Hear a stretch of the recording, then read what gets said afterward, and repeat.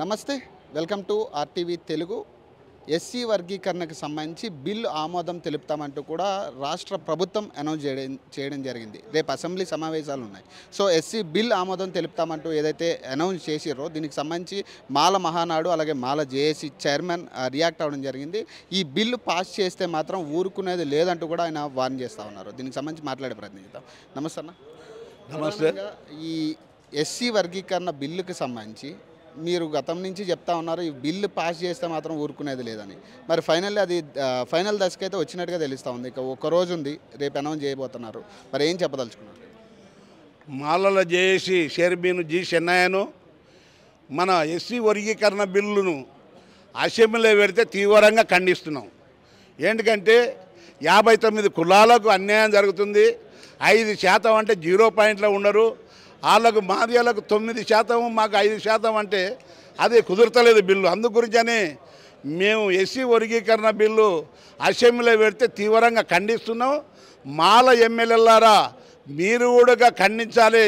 లేకపోతే ఊకుంటే మీరు నోరు మెలపపోతే కన్నా మీకు తీవ్రంగా మీ ఇండ్లు ముట్టడి చేస్తాం, మీ ఇండ్లు అడ్డుకుంటాం. ఏ జిల్లాలో అయినా కూడా కౌంటర్ వేస్తాం ఎమ్మెల్యేలకు. కానీ ఇప్పుడు మందకృష్ణ కూడా ఇంకొక పాయింట్ చెప్తా ఉన్నారు. ఉపకులాలకు అన్యాయం జరిగేటట్టుగా ఈ బిల్లు ఉంది. సో ఖచ్చితంగా దీన్ని వెరిఫికేషన్ చేయాలంటూ కూడా కొంతమంది అప్లికేషన్స్ కూడా ఇవ్వడం జరిగింది షమీమ్ అఖ్తర్కి. మీరేం చెప్పదలుచుకున్నారు? అంటే ఇందులో కూడా మాలలకు ఉపయోగం ఎక్కువ లబ్ధి జరిగేటట్టుగా ఈ బిల్లు ఉంది, ఈ రిపోర్ట్ ఉందంటూ కూడా ఆయన చెప్పడం జరిగింది. రిపోర్ట్ ఏముంది?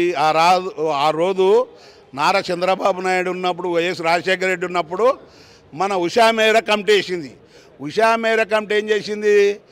మాదిగలను సర్వే చేసి మాదిగలు డెవలప్ అయినరు, మాదిగలు ఉన్న ఉపకులాలు వెనకబడి ఉన్నాయి.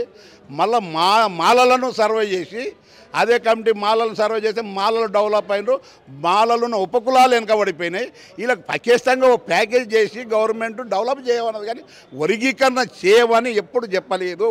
చెప్పనందుకు కూడా ఏం చేస్తున్నాడు? జాబులు విడుదలైతే కూడా ఆ జాబులను ఆపేయండి. ఎస్సీ వర్గీకరణ అయినాక చేయాలంటే ఎస్సీ వర్గీకరణ అయినాక నువ్వేంది? నీకు చదువుకుంటేనే వస్తుంది కదా జాబ్, ఊరికే వస్తే వస్తుందా? నీ మెరిట్ ఏది? నీ మైండ్ ఎక్కడ పెట్టుకున్నావు?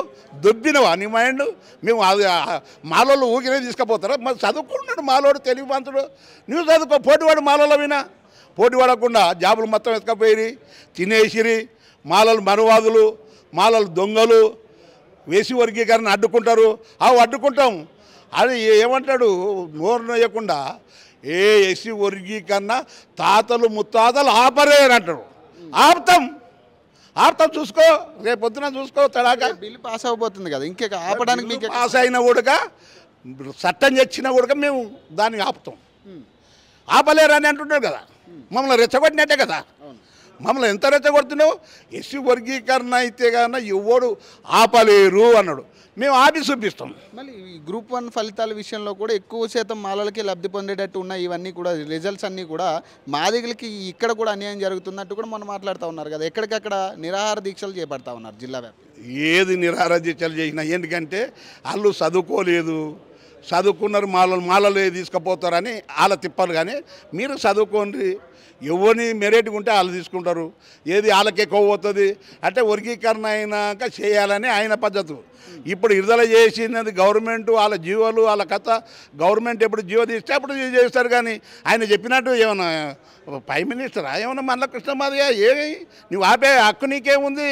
గవర్నమెంట్ చూస్తుంది. గవర్నమెంట్ విడుదల చేసింది జాబులు ఖచ్చితంగా పంచాల్సిందే. ఇప్పటిదాకా షమీమ్ అఖ్తర్ రిపోర్ట్ కూడా బయట పెట్టలేదు కదా. కనీసం ఎట్లా ఏంటి తప్పులు? అది కుట్ర జరుగుతుంది. అది కూడా మేము పోయి అడిగిన కూడా మేము లెక్కలు ఇస్తాము.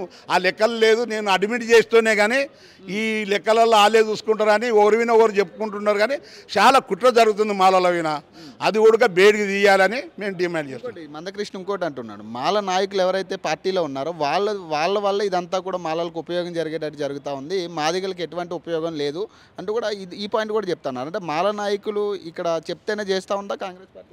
ఎవరు చెప్పలేదు. మాల నాయకులు ఇంతవరకు నోరు ఇప్పనందుకే ఇలా మేము గల ఇప్పండి అంటున్నాం. కానీ వాళ్ళు మొతకపల్లి నరసింహులు, అదేవిధంగా రాయ నరసింహ మాదిలకు అన్యాయం జరిగిందని మాట్లాడిన వాళ్ళు కానీ వాళ్ళు మాట్లాడిన కానీ మా వాళ్ళు ఇంతవరకు నోరు ఇప్పలేదు.